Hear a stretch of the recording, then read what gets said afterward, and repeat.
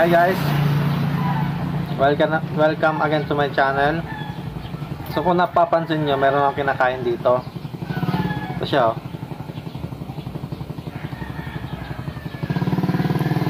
Ano siya, mulberry. So meron akong tanim na mulberry kasi dito eh.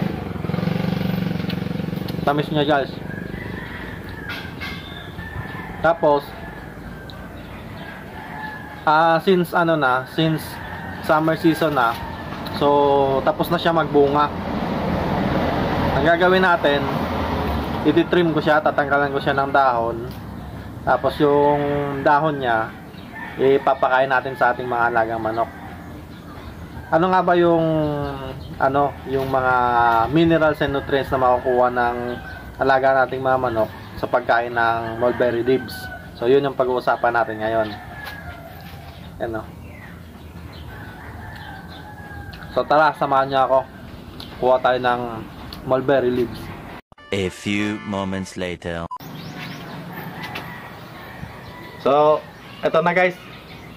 Nasa likod ko na yung mulberry leaves na kukunin natin, ipapakain natin sa ating mga alagang manok.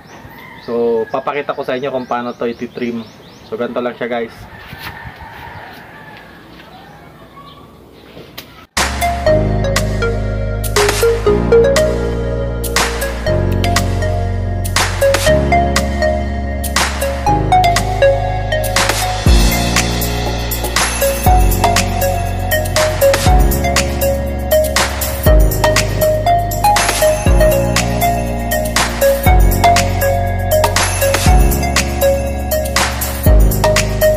Gusto pala guys ng ng pananim, so libre lang to, pwede ko kayong bigyan.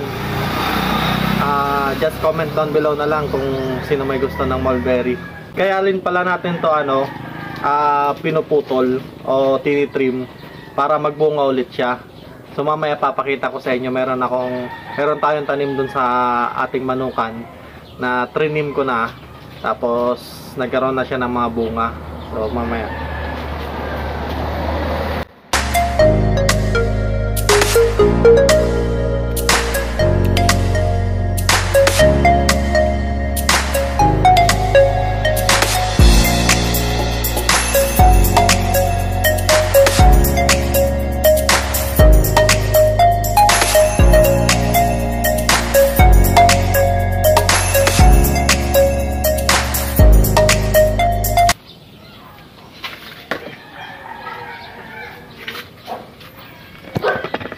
tingnan nyo to guys. So,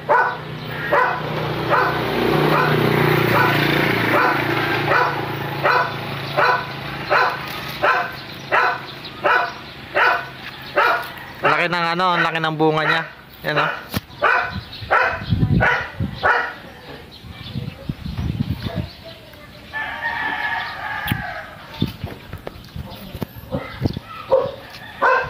Sobrang tamis. Meanwhile, ayun na nga guys, ito na yung nakuha nating mulberry leaves. So ngayon, hugasan natin to para mawala yung mga alikabok at saka parasites na nakakapit dito. Tapos gagayatin ulit natin, tsaka natin papakain sa ating mga alagang manok.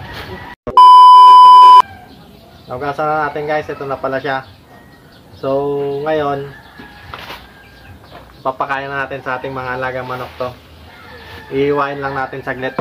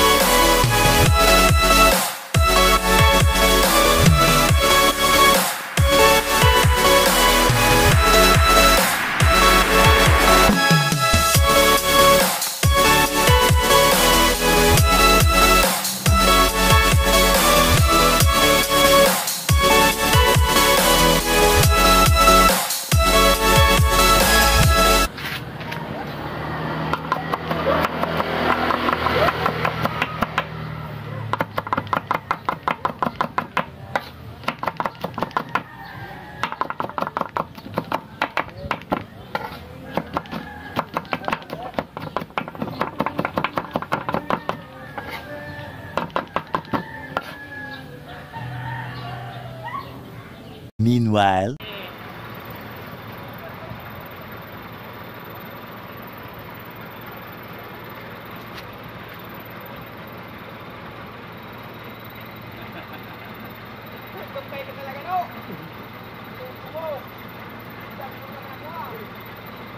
Para mag-artist yung kalamansi, nakapong. Ito dyan abot. Yan kami magayaman. Yan. Nakukuha guys ng kalamansi.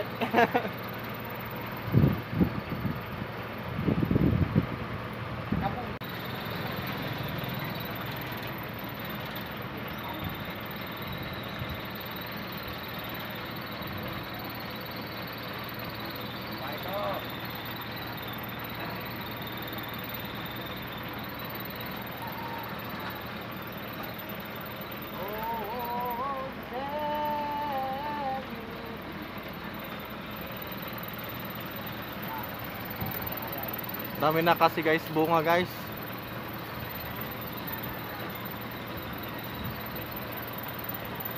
Two hours later.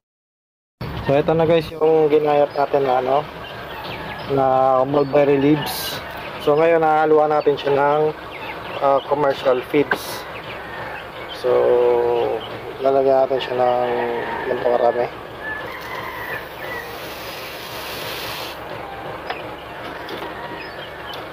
Tapos haluin natin ulit.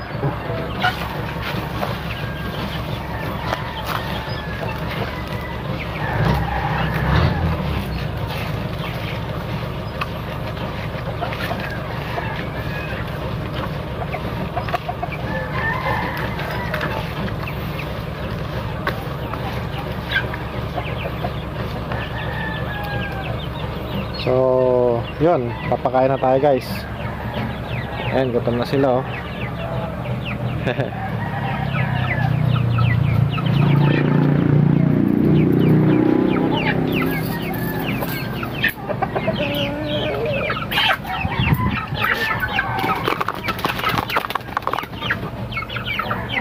Ito pala guys yung ano, yung trinim natin na ano, yung sabi ko kanina. Yan, kung nakikita nyo po. Ayan o, yung trinim natin na medyo maliwanag kasi mulberry. Ayan o. Ayan o.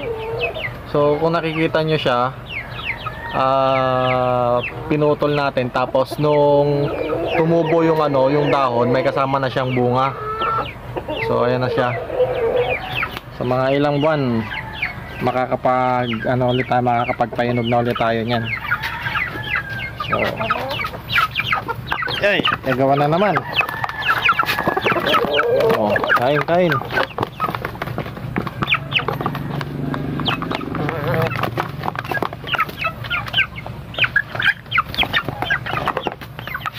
Ayan guys, kumakain na sila.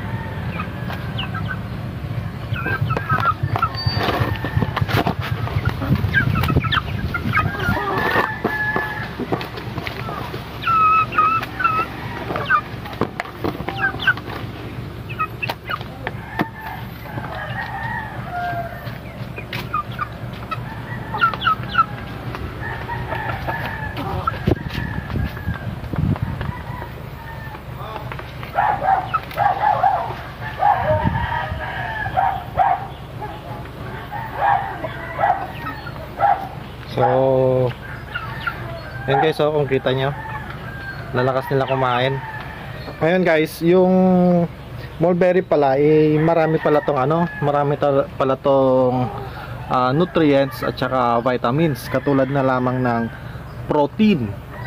Meron din siyang carbohydrates, meron siyang ascorbic acid, B-carotene, meron siyang calcium, meron siyang ano, magnesium, tsaka marami pa palang iba guys. So Pwede rin pala to sa ano, yung dahon ng mulberry, pwede rin pala to sa tao. Gamot din pala to sa ano, sa mga liver diseases. Tsaka sa ano, immune system, pangpalakas din pala ng immune system to. Tapos blood pressure, diabetes, tsaka yung ano, yung sakit sa ngipin, toothache. So marami pala talagang ano, benefits ang mulberry leaves, guys. So hindi lang pala to pang ano, pang chicken, pwede rin pala to sa tao, guys. So kung pwede sa tao, what more pa pala, guys, sa ano, sa chicken natin. So tingnan niyo naman kung gaano nila gustong-gusto kainin yung ano, yung ating mulberry na hinanda natin sa kanila. So yun lang, guys. Ano, kung mapapansin nyo pala, guys, yung tubigan natin, hindi ako naglalagay ng vitamins kasi ano, tubig lang ako lagi. Hindi tayo mahilig sa mga ano, sa mga synthetic na vitamins o kaya yung mga concoction, kasi mas gusto ko yung ano, natural lang, fresh water lang nang binibigay ko sa kanila. Tsaka laging malinis yan, guys. Pinapanatili natin na laging malinis yung tubigan nila para lagi silang malusog at tsaka masisigla. Kita nyo naman, guys, oh. Diba?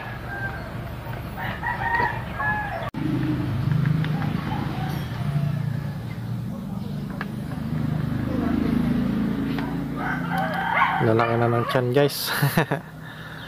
Busog na sila. Ayaw pa rin tantanan, no? Ito, busog na yung hen natin. Yun na yung tiyan, guys, oh. Laki.